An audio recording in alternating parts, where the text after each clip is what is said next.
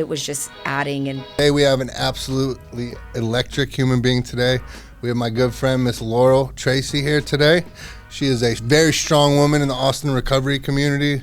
She's a very dear friend of mine. She's an Air Force veteran and just an all-around badass human being. So thank you for being here today. Thanks for having me. What's going on with you? What have you been up to? Just working, you know. I mean, you know this, but I have a women's facility in Austin where we try to help women overcome adverse experiences, and it's something that my partner and I throw ourselves into, and it's something that consumes a lot of what we do. And I just think, you know, you and I, we've talked about this before, but we're both at a place in our life where it's nose to the grindstone. And so a lot of my life has and continues to be consumed by work and working hard and you know, finding new interests. And it's always interesting to see kind of how it goes. But I'm pretty much a creature of habit. Like I work, I'm a life student. Yeah. I have a relationship that I really enjoy, and that that's like brought me a lot of fulfillment, especially in the last year. And so, yeah, life is like pretty predictable. Right. Yeah. But predictable is good at this point in our consistency, life, right? Yeah, consistency, predictability, I would say, like in certain areas has been really good. Yeah, I love the even keel of my life now. Yeah. Man, I remember, you know, when we first met, it was just immediate. Like we saw eye to eye, we spoke the same language, we have a lot of the same philosophies as far as recovery, life, the industry, all that stuff goes. The one thing I identify with you immediately is like you are a hustler. You are out there. It's rare that I've seen you multiple times just out and about, sitting down with clients, like out in public. And as a business owner, that's just not something you see. Yeah. You don't see the business owners actually with the boots on the ground doing the work and sitting down with some of these women that need help. And, you know, we both know, and for those that don't know, there's so much out here in this world for men as far as addiction and recovery goes, and there's so little for women. Yeah. Why is that? Well, I mean, statistics show that more men in general, there's higher percentages of men affected by alcoholism and substance use disorder. So I think by default, there was a higher demand for men's treatment. And I mean, I don't know how much this steered people's interest in, you know, opening facilities or starting programs or offering services that are going to help people. But, you know, treating women is more challenging than treating men. Like I started my career working in an indigent men's facility with men who were coming off of the streets and at this point had been homeless for such an extended period of time and had been using so many drugs that they were also very high acuity mental health and had been unmedicated for a long time. Right. And that was, I think, a unit of 75 men, probably 95% coming off of the streets. And what we're seeing in general is there's different challenges like within men and women's populations. Men tend to have more unity, and it might be difficult to get them to buy in, but once they buy in, they tend to band together. They really enjoy being part of a community. I think women come in to different forms of recovery with the ideology that other people can't be trusted. So I think there's higher levels of distrust. I think there's definitely more complex trauma happening. Not that trauma doesn't happen in men, but we tend to see it at a higher level of acuity with women. Right. But I don't think that, you know, women being a more challenging population to work with, I don't know how much that influences people's decisions, but for some, like to open a facility or provide services, but for some reason, there's either predominantly co-ed facilities where men take precedence, or there's men's facilities. And so the goal of us opening our facility was obviously identifying a need. Right. So yeah, it is the hardest population that I've worked with. Right. Yeah. It was very eye-opening for me, recovery coaching for years and being a personal trainer. It is very different working with a male and a female. It is. And then one thing I quickly noticed and found out was just by what a lot of these women that I worked with told me was that I was their first experience and what a healthy male relationship looked like. And so I take a lot of pride in my work and being that for somebody. That was eye-opening to me because I did not know the rates of, you know, sexual assault and rape and like all these different things that women go through differently than what men do. You know, I've always been on the men's side of recovery. I've had the honor of being in a couple co-ed facilities. That was never good for me. When I need to get sober, I need to be around men. That's it. Definitely. So it's, you know, I love what you guys do. You know, ever since I met you and your partner, shout out Leah. Ever since I met you guys, I love what you guys do. You know, can tell you're deeply passionate about it, and I see the results. You know, I've worked with some of the women that you've worked with, and seeing what it does for them is just, it's a breath of fresh air, and I'm glad you guys are doing it. Yeah, I mean, first of all, that's a huge like testament to your character, and I definitely, like, as someone who knows you, can say that the ability for a woman, especially within like an active setting, right, where you're not only potentially, you know, a man that they might have trepidation or nervousness about having a relationship around, but activity and recreating a relationship with fitness is probably a really vulnerable thing, especially for women in early recovery. And so to be able to build that trust, I just think about like the attachment repair that's probably happening within that. And another thing that I was thinking whenever you were saying is like, I've never met one woman in recovery that has not undergone sexual assault once, if not numerous times. I've never met one woman. Really? And I think that that's staggering. Like, I hope everyone listening hears that. Like, do you understand that? Not one woman, and she does this every day for years. I've, at this point, in the last 10 years, between co-ed facilities and now women-only facilities, I have never met one woman that has not undergone some form, usually numerous instances of sexual assault, and then obviously sexual harassment goes without saying. Many of which began during childhood, and some of which maybe not. I mean, obviously there's so much variability woman to woman, but it's a common theme.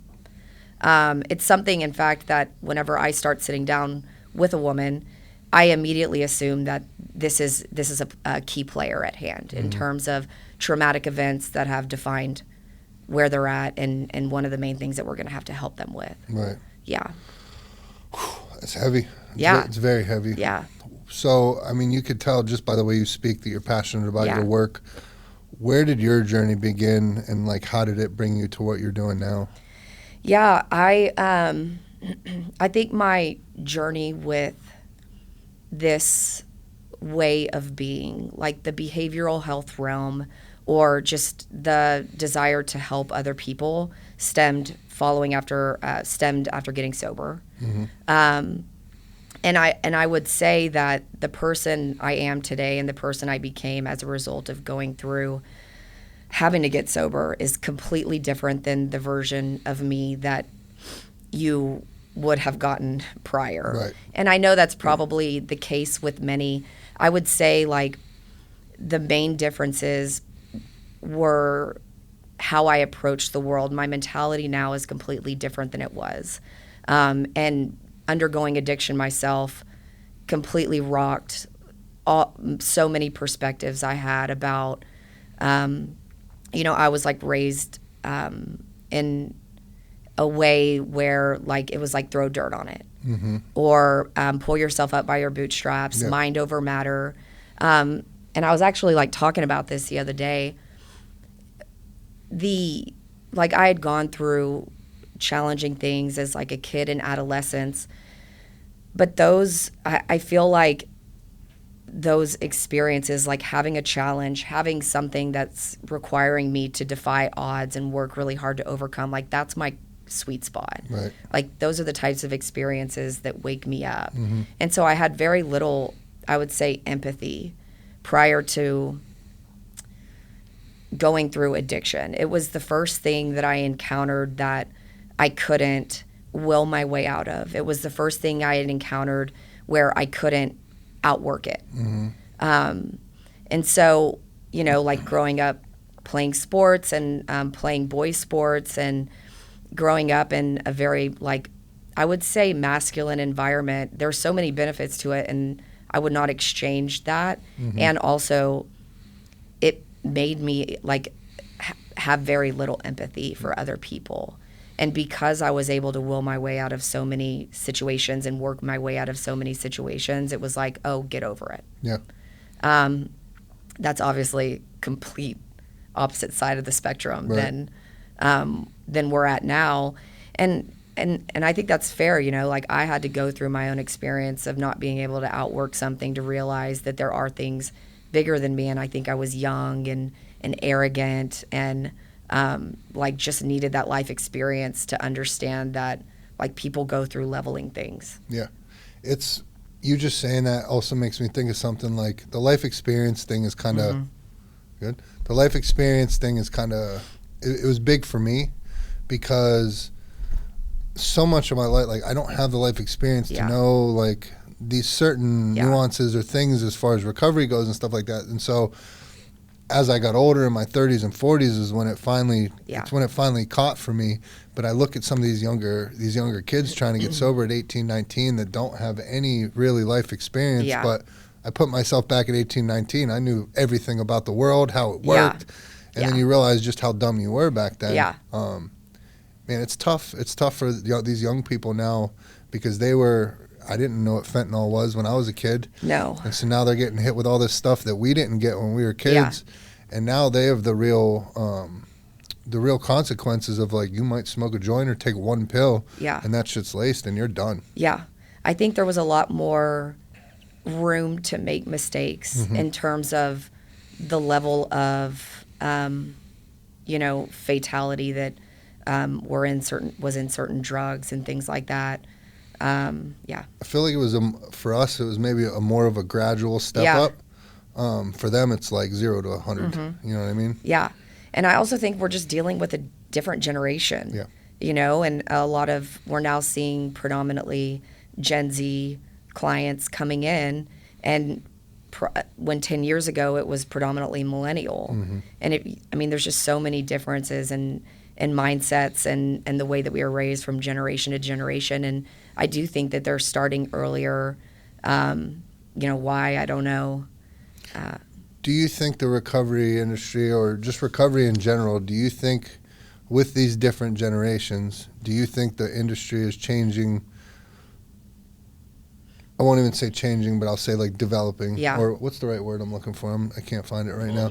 Evolving. There we go. Are we evolving to actually make a difference? Or is it stuck in the same cookie cutter, this is the only way, and that, like, do you think it's evolving or no? Yeah, it definitely is evolving, and I think there's so many like answers to this question, but I think the behavioral health field is behind, I would say conservatively 5 years, potentially 10 years behind what we know based on research, what we know in academia. You know, EMDR is a perfect example of that. Like EMDR has been around now for a significant period of time, and it just started trending. I just recently started hearing about it within the past year or two. Yeah, it just started trending within the treatment field probably in the last 5 years. And so there's a huge delay in what we know there's efficacy in, like different evidence-based models, and what we're actually employing within a treatment setting. Our approach has shifted. And, you know, 10 years ago, what we were seeing mostly of is behavioral modification. And I think that, you know, there's always like these qualms between generations, and, you know, boomers have all these thoughts on generations to follow. Gen X has all these ideas and like jabs against like millennials. But the truth is that most of the millennials that I've encountered, they're tough. You know, they can handle. I went into a treatment setting with the ability to take feedback. You know, it was like, it might have hurt my feelings, and maybe that was training and playing at a really high level of sports and the culture associated with that. But I was able to hear difficult things and not be consumed by my sensitivities. What we're seeing now is a much softer approach. A lot of the and this is not specific to my facility.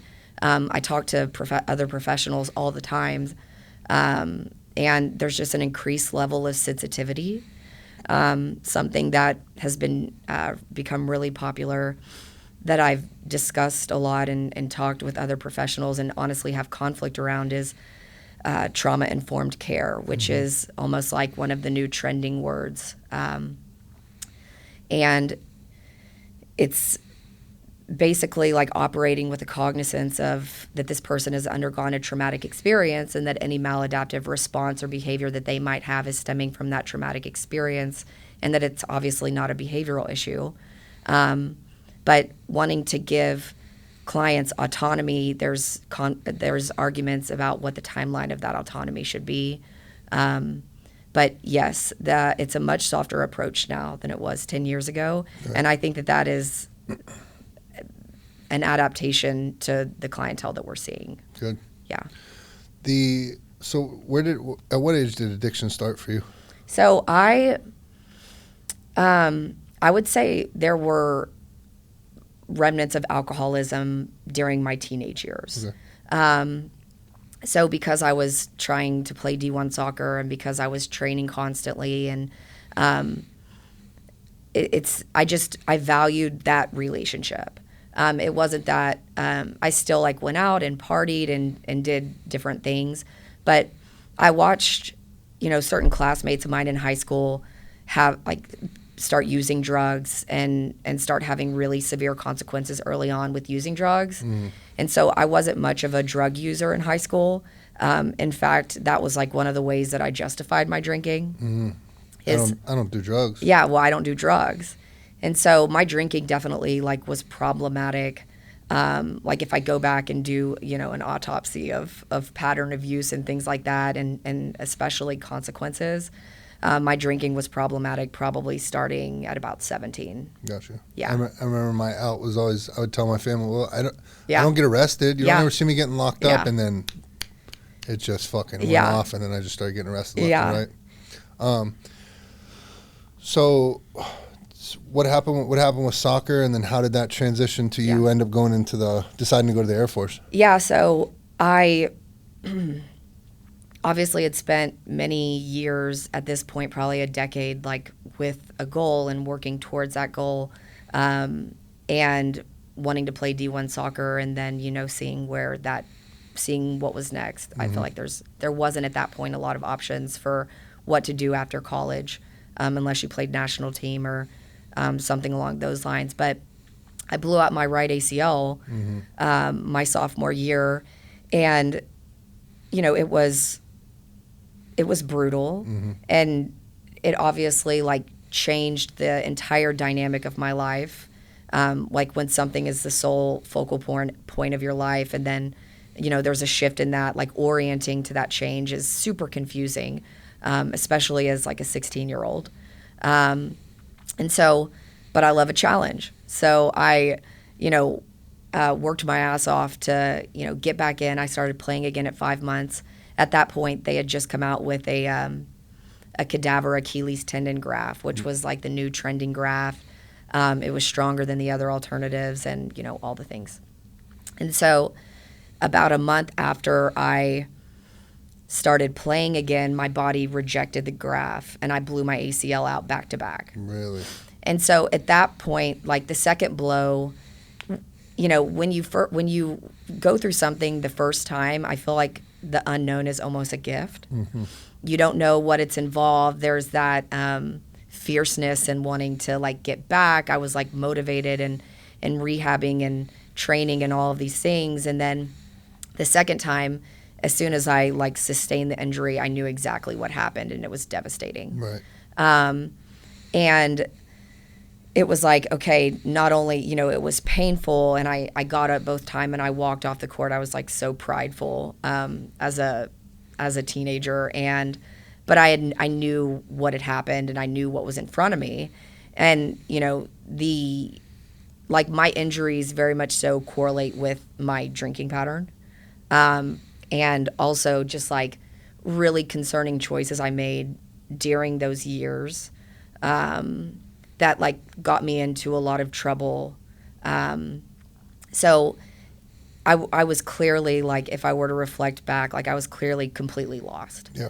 And I feel like in terms of, like, learning who I am and having, like, the wherewithal or metacognition to, like, look at what's going on and make, like, really, like, adult and mature observations, like, I didn't have the ability to do that at that point. And so I was grasping at, anything that would change the way that I felt. Yep.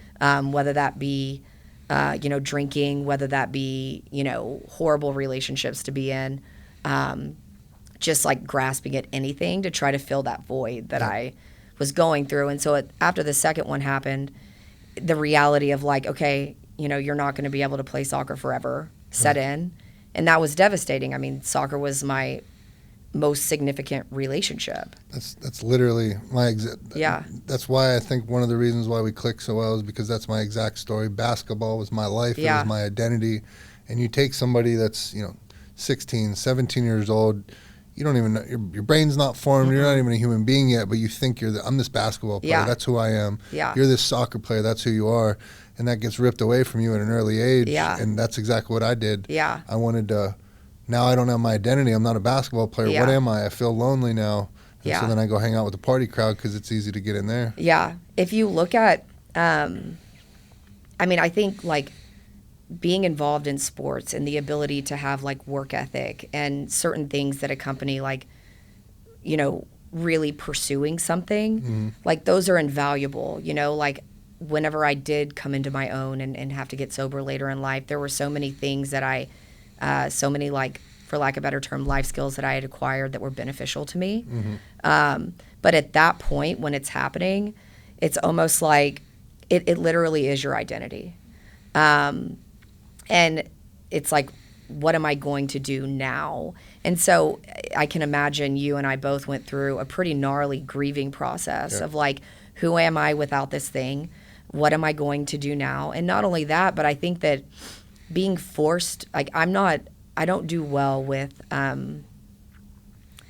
being forced to do anything. The people in my life. Yeah, you're definitely not. If you know Laurel, you know she's not somebody that's going to be forced to do shit. It's not that, it's not intended to be difficult. It could be stubbornness. It could be resilience. I don't know what to label it, but you're just a strong, independent woman. I'm also just, frankly, not very compliant, know, and what I don't like is to be pushed on other people's timelines. I, at this point, like, know I will figure it out. I know I will arrive at the conclusions that I need to arrive at. And also, like, I have my own process, and, like, I feel very fortified in honoring that process today. Then being forced to stop something, it's like, when it's not your choice, like, I could not accept that as my truth. I couldn't accept it. And so, what does somebody do that can't accept their reality? I keep playing. And so I come back after the second ACL, and I'm still going to play D1 soccer. But at this point, there's other things in the back of my mind of, like, oh, I should probably have a contingency plan for my future. I should probably think about academics. Not that I had any, like, interest in doing that, but like, I should be considering these things. Some of it was also, like, an attempt to, like, repair relationships. There were, again, a lot of poor decisions made with following those injuries, and I think I had guilt with my parents and putting them in compromising and unideal situations. And so I think my decision as to where I played was largely driven by feeling the need to redeem myself. And like, not only, like, in terms of who am I without this thing? Who am I reborn? But also, like, sorry, mom and dad, you know? For sure. Yeah. We're friends. We've talked deeply on both of our stories and stuff like that. And, I had 10 years in the military, and never once did I personally ever see, some of these stories and stuff that I hear that are so common for women in the military. I didn't ever personally see it.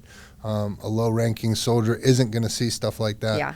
Oftentimes when, if you get into the higher ranks and stuff like that, that's where maybe some of that stuff is happening for me not to be able to see it. But can you speak what it was like for a woman in the military who has had some experience with the negative side of that?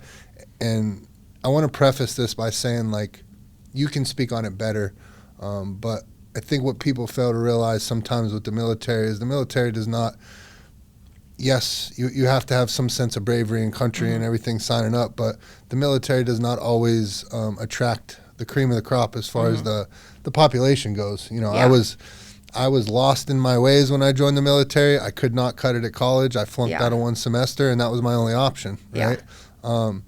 And there's a lot of people that come from a lot of shady backgrounds and troubled upbringings, and so unfortunately they get in the military and act out in ways they shouldn't. But what was it like, or what is it like in a general sense for women in the military being how it is? Yeah, I think I did not have a good experience while in. And I don't want to characterize other people's experiences. By my experience, I've observed people have, you know, amazing experience in both men and women. And I attribute that to what I felt to be extremely oppressive culture, as well as like where I was at that point.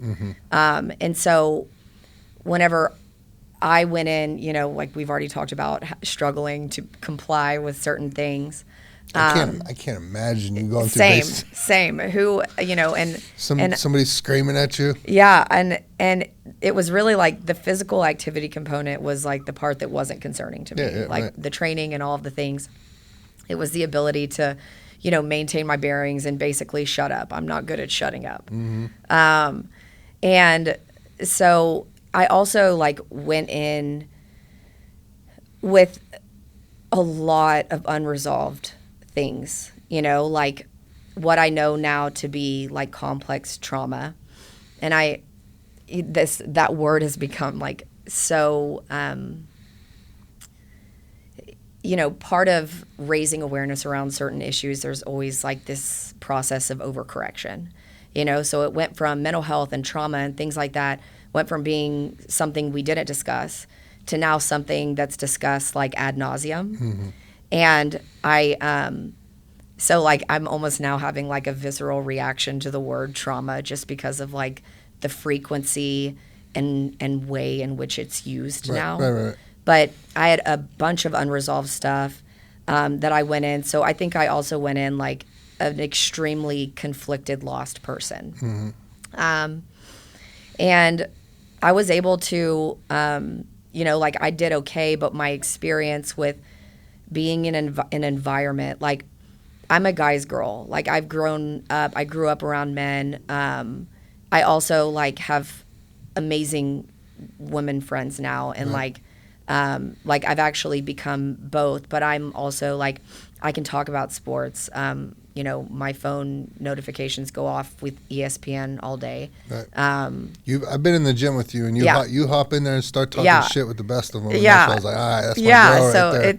it's like that wasn't an environment that I was like not accustomed to being in or uncomfortable. Girl to guy ratio at that point was about 1 to 8 to 10-ish, 1 to 8, 1 to 10. And keep in mind, so in 2009, I think it was the following year, so 2010, the two main initiatives, this was 14 years ago now, the two main initiatives were getting rid of Don't Ask, Don't Tell. And that happened while I was there, as well as pushing this massive anti-sexual assault campaign 14 years ago, essentially for the first time ever in the military. And so people were just at a point where they were able to openly discuss being gay, and they were just making a public stance basically saying, you know, don't sexually assault other people or we're going to have to do something about it. So those initiatives were in very much so infancy phase at that point, which is wild to think about. And so my experience with being there was any attention is negative attention. And I stuck out like a sore thumb. You know, just being a girl in general, you stick out like a sore thumb. And being an attractive girl, like brought a lot of unwanted attention. And what I felt like I experienced was, you know, being targeted not just because the way that I look, but also because I have, you know, thoughts and opinions and feelings towards things, which I don't think is specific to being a woman. I think that it was like just not a great recipe in that setting. But you know, it's like I didn't have the, if something happened that I thought was wrong, or if something happened that didn't sit well with me, I made that known. And that is not how you do well in the military. Right. You know, I and many other women like experienced sexual assault in the military. I experienced sexual harassment in the military. And again, like, this isn't unique to me. Right. But I can tell you that for me, it was not an environment where I thrived in.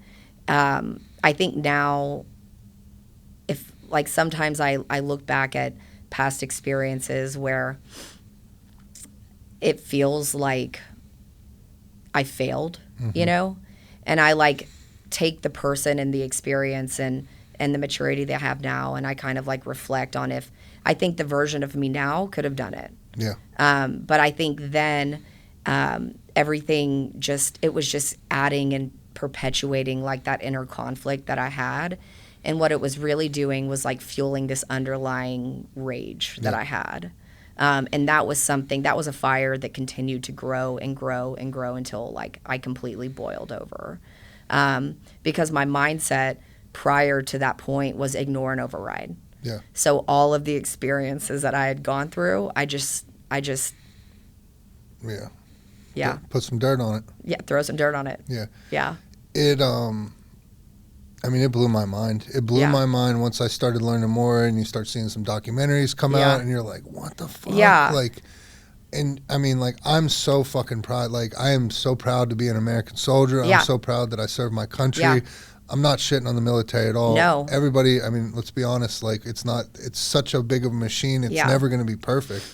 But to know that that's going on there, and to know something that I hold so near and dear for the camaraderie aspect, and you know what I mean? Never again will I be in a position to know that, like, these motherfuckers, they got my back in life. Like, they'll give their life for mine, and just like I would give my life for theirs. And so to hear something like that, it hurts me. It bothers me so bad. And, you know, then it makes me think of the women I served with. Like you just said, you don't even come across what you said was it's not exclusive to just you. You also said that you've never even come across anybody that you currently work with in the behavioral health field that doesn't have that happen to them. So then I think back, like, has that happened to my mom? Has that happened to my sister? Has that happened to my cousins, my other sister, like any of my family or the women that I served with? Was that happening to them? Did I not see it? It bothers me. Yeah. I think that's like a really harsh realization to come to terms with. And I think, to be honest, like, a lot of men aren't considering those things.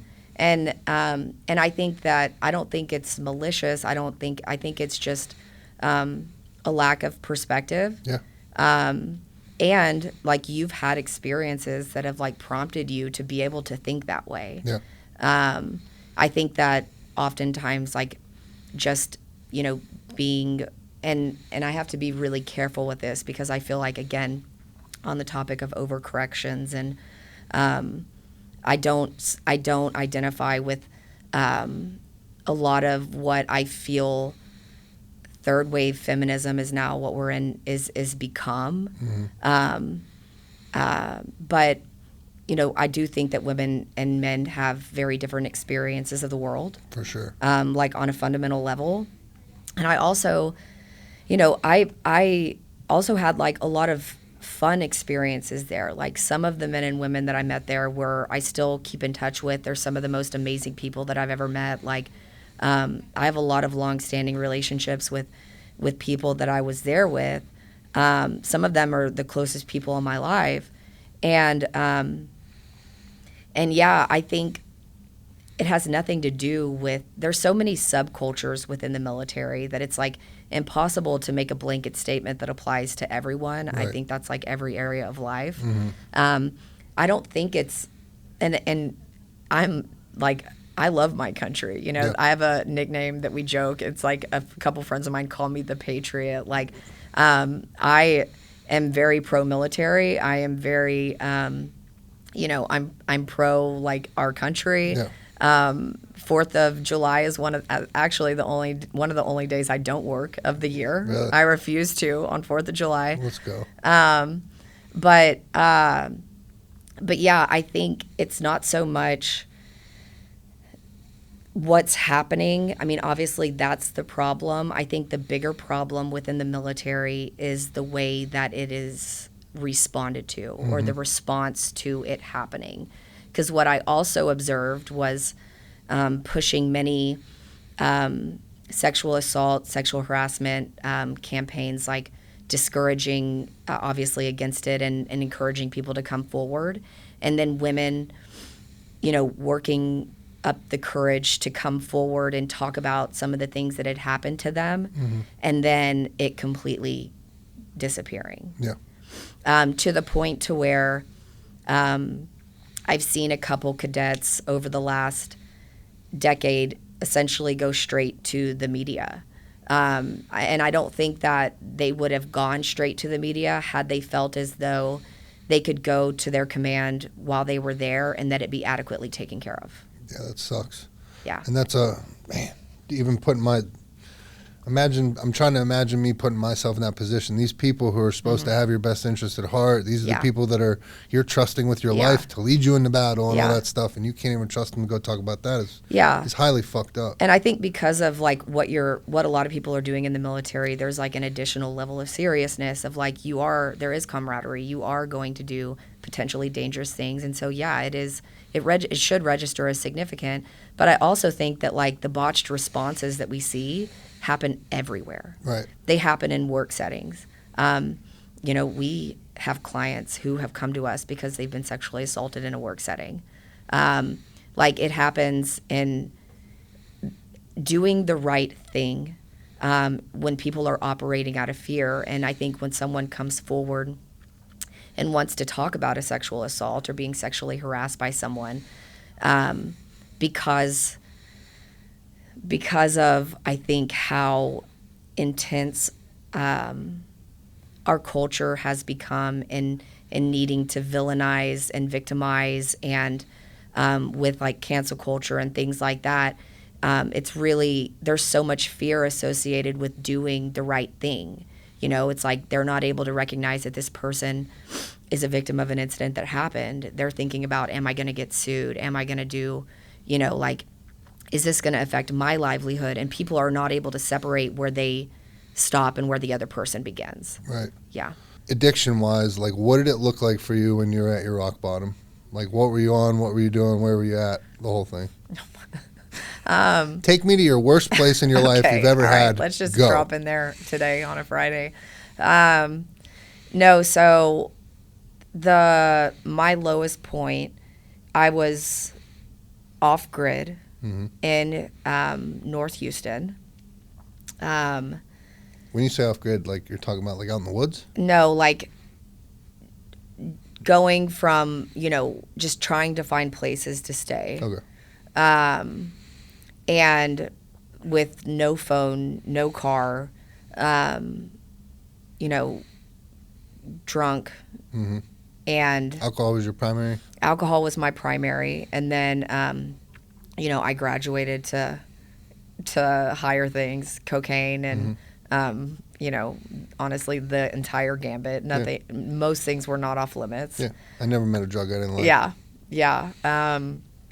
And I wasn't one of those people who, like, I see kids in addiction now and they're like, you know, texting all their friends and family and, you know, making demands and all of these things. I wasn't, I'm not like maintaining a lot of contact whenever I wasn't talking to fucking nobody. Pretty much. I didn't want anybody to know what was going on with me. Yeah. Yeah. And, you know, it was like my needs were being met.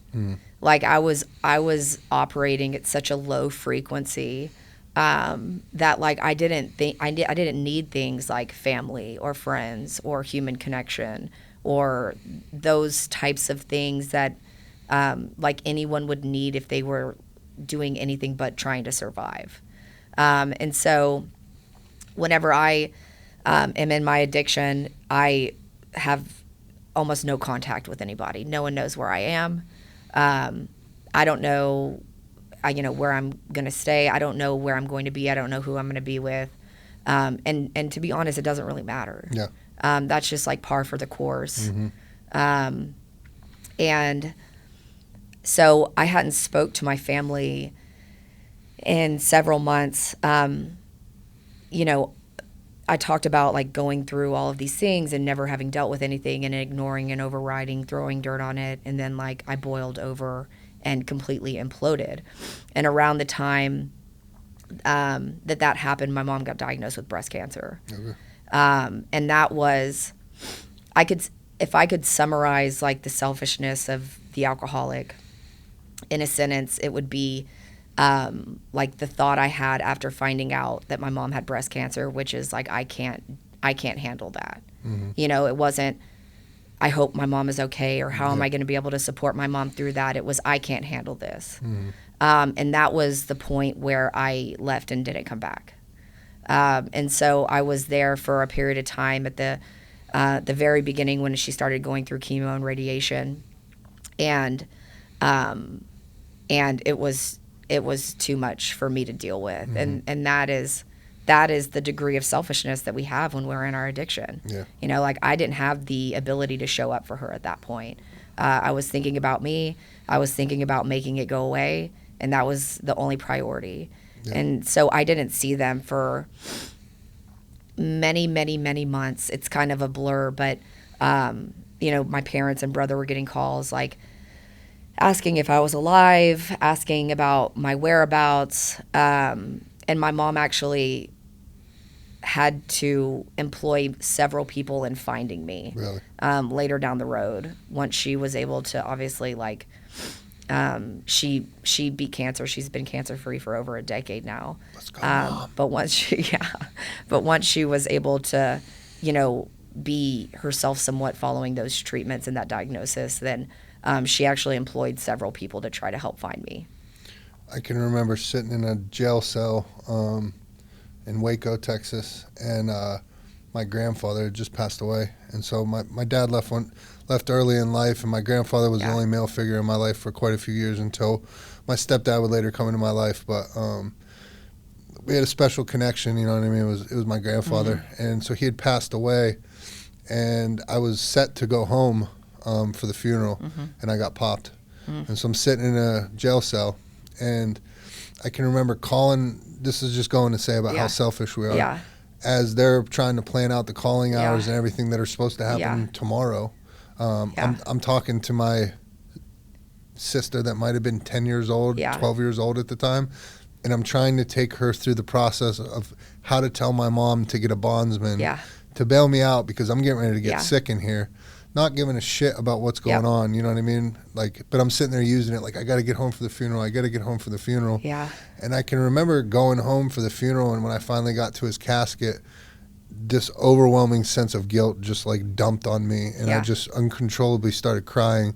Obviously, I'm sad my grandfather passed away, but I was crying because I was so fucking shameful of taking my innocent little sister and trying to finagle her to teach her how to get me a fucking bondsman to get me out of jail so I can go get more dope. Yeah. It's a fucking sick, twisted thing we were in. Something she never should have had to do, Ever. and that's the norm. Yeah. And when I think about the fact that my mom underwent, like treatment for breast cancer while not knowing where her daughter is due to addiction and having a kid in addiction period. I mean, like, I have, like, my heart breaks for the loved ones of people in addiction. For sure. And I talk about this with parents a lot.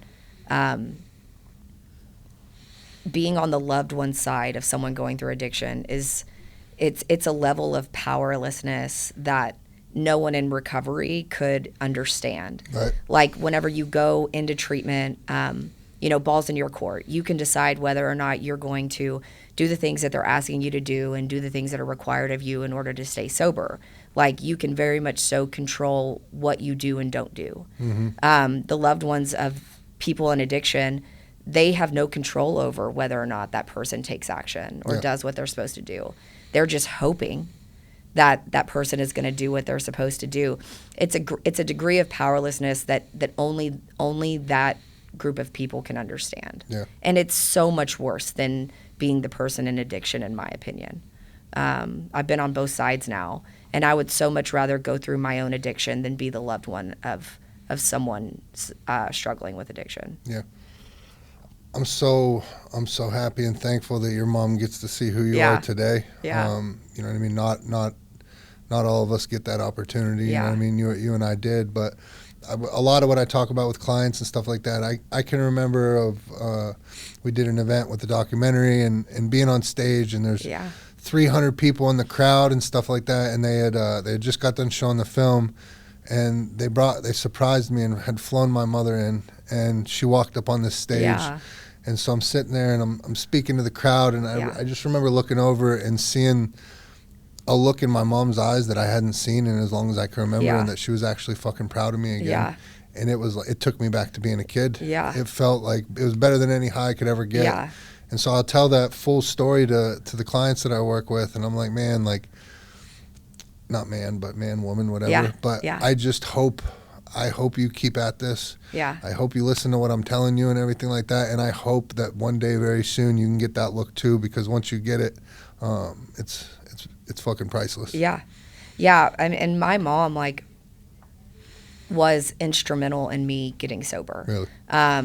Once she started getting back to her old self, I guess, for lack of a better term, and she like my mom is like one of the most relentless people you'll ever meet. And she was... That's where you get it from.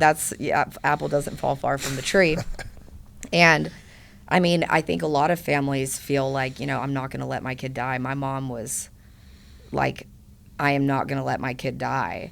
And my mom is the one that found me. My mom was the one that, not knowing virtually anything about addiction at that point, was like the primary person intervening, and she was not going to let it go. Like, any advice or suggestions that someone would give her or that I might give a parent now, my mom was not going to take it. Really? And it obviously ended up being okay. I wouldn't like recommend a parent doing some of the things that she did, but she like wasn't going to take those suggestions to just do her own thing, and she wasn't going to do that. And I wouldn't have gotten sober had she not, honestly. Thank God you did. When did you get sober? December 9th, 2012. Ooh, you got that time, girl. Getting up there. What is that, 12? Coming up on 12? Just picked up 11. Oh shit. Look at you. It seems like... Did you ever think a world exists where you could be sitting here talking about having 11 years? No. And it's just funny, I was such an asshole for like for so many years, and it was like I just had no humility. Like I did not have the ability to hold space for another human being. It was like it was the Laurel show for a really long time. And just being sober and having now lived what feels like all these different lives, and what I get to do for work and what I get to do in my personal life. Like, you could have never told me that this would be my life today. I don't think I would have had any interest in this being my life 15 years ago. Whenever I go speak at a treatment center or stuff like that, I always say, like, I need y'all to realize, like, I never thought I was going to be the guy that's coming back to the treatment center and leading a group or talking or doing any of that. But I fucking love it, and can't think of a world where I don't do that. And I think, there's obviously a lot of facilities now, and there's a lot of like options to get help, and also there's still a lot of people who are suffering who aren't getting help.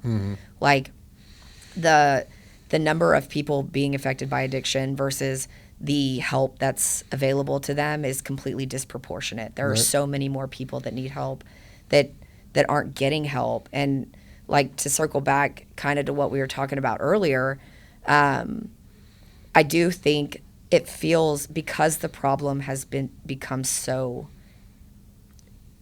like incomprehensible.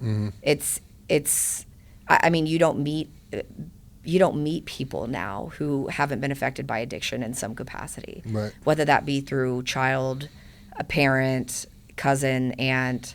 Like, no, it touches everybody. Everyone. Everyone. Almost no one is unaffected. No, it's every time I go speak somewhere.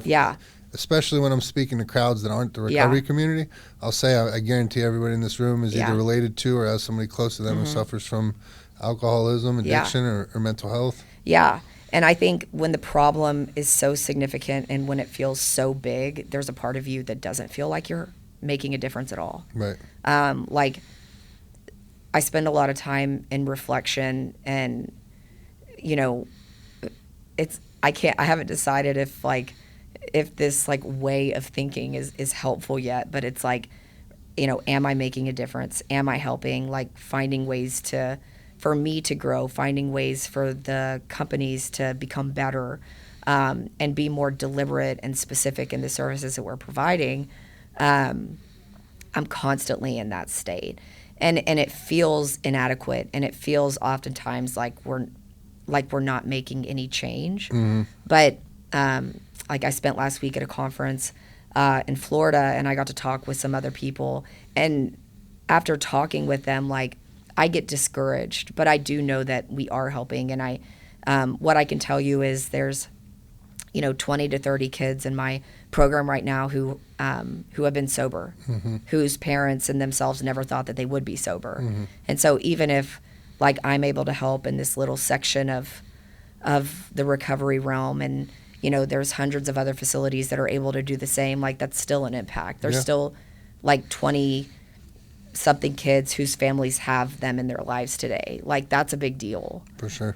So I have to, like, focus on progress and results, like, on a micro scale sometimes, because when you think about the level of severity, like with the opioid crisis and all of those things, like, it gets overwhelming. For sure. Thankfully, you do what you do. Seriously. So I got a fun question for you. Okay. All right, we were just in some heavy stuff. Okay. This is my favorite question to ever ask on the podcast, and I've gotten away from asking it, and I don't know why. Right? Okay. Tonight, you're walking out for the UFC Women's Championship of the World. What is your walkout song?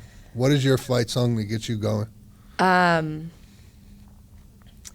been listening to a lot of funk. Okay. Yeah. So there is a song called Talk About It. Okay. And it feels like a little American Psycho-esque, where he's like playing music that this is right up your alley. That doesn't really fit. I've been listening to a lot of funk because I'm trying to, like, trick myself into being in a good mood. And so, but it's called Talk About It, and I can't remember what the artist's name is, but it's on a funk playlist that I've been listening to. And I'll play it when, like, no one should be listening to funk. Yeah. But it would definitely be Talk About It. All right. I'm going to look it up when we get out of here. It's great. It's funky. Yeah, it makes you, like, want to dance. All right. Yeah. Good shit. Yeah. Get everybody in a good mood as you're walking out to the cage. Yeah. Or just, I think I would like the fact that, like, it shouldn't be a fight song. Yeah. Yeah. There's a couple fighters that do that. Yeah. They come out to songs like that. Everyone's like perplexed. Like, why would this be a fight song? Yeah. So you're into sports? What are your primary sports you're a fan of? I've been watching, NFL a lot lately. Who's your squad? It's hard. It's hard to say. You better have a squad. My partner's a Ravens fan, and they're doing good. So that's how convenient. He's a Ravens fan. Is he from Baltimore? Yeah. I'm a Steelers fan. I've heard a lot about you. Very excited to meet you. Yeah. I know you're a veteran as well. Yeah. But we got to work on the. Yeah. You're getting her to be a Ravens fan? Kidding. They're just really good. Like, I'll watch them play, and I'm like. So you're rooting for the team because they're good. It's like you like good teams, you know. But I was born and raised in Houston, and we sold our football team pretty early on. The Oilers ended up becoming the Titans, and so I grew up as a Cowboys fan. And all right, stick with the Ravens. I've been a Cowboys fan for a long time. Like I gave up a couple years ago, and then of course as soon as I give up, like they become good again, all to, you know, blow it in the playoffs. And so I just feel like, you know, Cowboys cannot. A tale as old as time. Cowboys cannot get it together. I was a huge Emmitt Smith fan as a kid. My room was in Dallas Cowboys. My soccer number throughout my whole career was 22. 22? So, yeah. I was, you know, Ken Griffey Jr.? Yeah. The baseball player? So he was my favorite baseball player, hands down. So I have 24 tattooed on me. Every sport I played, I was 24. Who were your big inspirations when you were growing up? I think, you know, like the Women's World Cup team, the women's national team was a huge inspiration. You know, women's soccer then is not what it was now during the 1999 World Cup. Right. You know, when no one gave a shit. Is that when she took her shirt off and had the Nike sports bra on? Yeah. Yeah, no one gave a shit about women's soccer.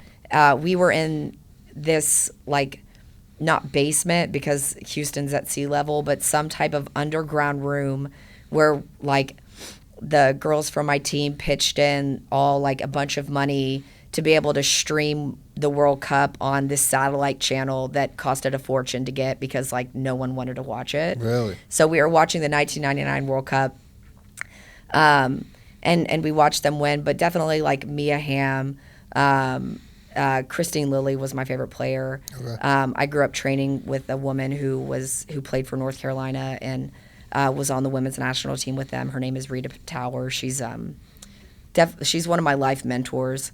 Like, venture to say hero, but just a level of strength in the way that she lives and trains, and just this clarity on, like, what to do in almost every scenario. Like, she has that. So she's in Houston now, but yeah, or she's been in Houston, yeah. So where would you say you draw inspiration from today? I think, you know, it's really easy for me to get bogged down in the tasks and, like, the day-to-day grind. And I'll get stuck in this loop where, you know, I have to get this done. I have to work on this. I have to, you know, X, Y, Z. It's always something. There's always something to do. And it'll pull me away from being person to person. And I can tell you that when you're moved, like, by someone's experience, like, there's nothing like it, you know?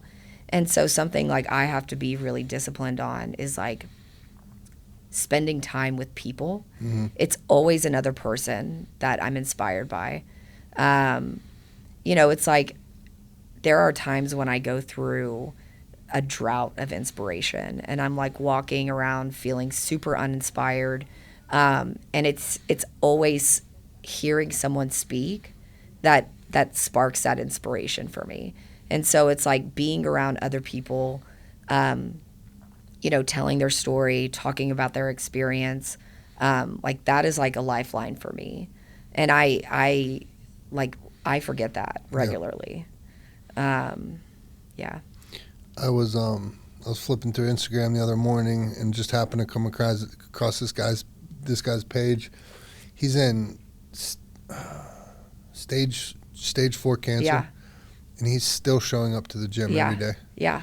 And he's doing videos, and I reached out to him. I want to try to get him on the podcast, but that right there, it's like, you know, I work with clients, and, you know, they'll cancel a session, or they won't come into the gym that day because they overslept, or they, you know, they had a headache or needed to take a nap, whatever it was. And, you know, I look at this guy, and it's like, this motherfucker got stage 4 cancer. He's talking about how he's throwing up, how he's going through treatment and all that, and this dude's still, and he's saying, he's like, I can barely lift anything, but he's still doing it. I had a female client that I worked with who you probably know. I'll tell you after, but man, she her father wasn't doing well, and so we had a session early morning. It was like 7 a.m. session, and I saw her get out of her car, and she was always bubbly, always smiling. And I saw her get out of her car, and I just saw her face, and I was like, hey, you know, what's going on? And she walked up, and she burst into tears. Yeah. She's like, my father died last night. Oh. And so, like, it got me all emotional. I'm like, well, what are you doing here? She goes, I said I'd be here. And she will forever be my gold standard for if somebody wants to come train. It's like, you got a fucking excuse not to show up? Yeah. Let me tell you about her. Yeah, that's a big deal. You know what I mean? Like, I think it's easy to overlook how big of a deal that is, and like the integrity of saying that she was going to do something and then doing it despite what she was feeling is, I feel like, one of the most valuable qualities that we can have. And I think one of the biggest issues that's like accompanied this overcorrection, right, of what was intended to raise awareness around like all these issues that needed to be talked about is leading with feelings to the extent to where it dictates everything that you do. Yeah. I have to be reminded of the things that I have to be grateful for. Right. And for me, it's not, you know, it's not necessarily even like that I have a house to live in. Like that's a big deal. Like that's obviously something to be grateful for. For me, it's like the ability to, you know, wake up sober and have a quiet morning, the ability to connect with other people. Like it's almost like micro gratitudes. Like those are the things that I find move me the most. But yeah, like I constantly have to be reminded to like, to live in gratitude. It's very easy for me to slip into the alternative. Right. Yeah. I was doing a group at a treatment center the other day, and I was talking to them about motivation and passion. Yeah. And I realized a lot of my life was a lack of passion. And then luckily I discovered the running and the gym, and that was my passion. There was nothing, and when I say passion, I was trying to define it for them and explain it to them, and passion, there's nothing that's getting in the way of my passion. You know what I mean? This is what I do. Yeah. And so I'd ask them like about motivation, like what motivates you? And so a lot of the most common answers I was getting were money was the number one motivator. And I mean, I heard women and men. All the things, all the things, right? And so it was interesting because both the men and women were saying money was their motivator. Yeah. Yet they're sitting in treatment for drug addiction. Yeah. And so I had to kind of flip it on them. Yeah. I was like, if money truly motivated you, you'd be sitting here with $300,000 in the bank right now. Yeah. Like that's motivation from money. Not not I get money so I can spend it on drugs. Like drugs were your passion. Yeah. You know what I mean? Money was your motivator to get your drugs and stuff like that. And so trying to help them understand and because they don't know what they're into now that they're sober. Yeah. So trying to help them identify a passion. Yeah. So all that to say, what motivates you? I think it's like if I get down to it at a cellular level, I really think it's like the purpose that motivates me. I think, you know, I felt like I had a purpose for a lot of my life and then lived a period of, you know, several years where I had no purpose. And for me, I have to keep it like really dumb. You know, it's not this sophisticated explanation of like, of all of these things. Like for me, it's like, I need to stay sober. Like everything else in my life, everything that I love, everything that is of value is contingent on me staying sober. And I also like want to impact the world in a positive way. Yeah. And again, like I had these like lofty ideas and wanting to do all of these things, but that could be like helping one person. Yeah. You know, and I don't really know, I don't know what me being here, like I don't know the reason, like why I'm here, right? Like I don't know what I'm supposed to like pursue or accomplish in life. But what I do know is that, like, you know, we've gone through a lot of things, and I don't believe that all of those things happened for us to not be using that in some way. And sometimes, again, like I struggle to comply with that. It's like I don't want to have purpose, you know? Right. I don't want to answer this call, or I don't want to go meet with this person. Like, it's very easy for me to be like, no, that doesn't work with my schedule. Right. But it's like recognizing that like everything that I get and have today is a gift. What did I tell you? What did I tell you when I was trying to get you on the podcast? What? Yesterday. What? I said, Laurel, of all my friends, you're going to be the one that's going to, nobody's done it yet, but you're going to be the one that's going to call me last minute. Yeah. Like, hey, sorry, I can't make it. Yeah. I was like, you better not do that. No, to I me. was determined to get here today. But yeah, like my life is no longer my life. Mm-hmm. Like I am here to, you know, do what I'm supposed to do and say yes to things. Mm-hmm. And it's hard for me to say yes to things. Like my immediate response No. still will be no. Right. Yeah. Yeah. That's hilarious. Yeah. What would you say is your guilty pleasure now? Other than Love on the Spectrum. No, I'm just kidding. It's a great show. Yeah. God. That's like something that I'm like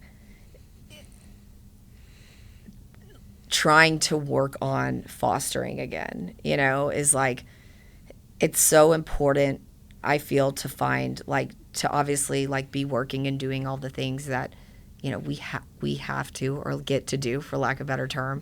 Mm-hmm. But like fostering enjoyment. Mm-hmm. I think my guilty pleasure is like as simple as, you know, sitting on the couch with the dogs and, you know, watching an action movie. I'm a huge action genre gal. Right. Like I'll watch action movies Hold on. all day, every day. That's the only genre I need. Did you see the preview for the new, speaking of all this, did you see the preview for the new Steven Spielberg show? It's like, it's not Band, you know how I did Band of Brothers? Yeah, The yeah. Oh, military the stuff? new, yes. The Air Force one he's Yeah, doing? yeah. Holy shit. Yeah, no, I want to see that. Band of Brothers was super good. I also like, yeah, any action movie. And it's a running joke. Like, All right, so give me your top 3 action movies of all time. oh my gosh. Your favorite. This is like where I'm going to go down the rabbit hole. Okay. Like I would say like probably, you know, military movies. I mean, the James Bonds are amazing. Amazing. I would say like anything like military related is amazing.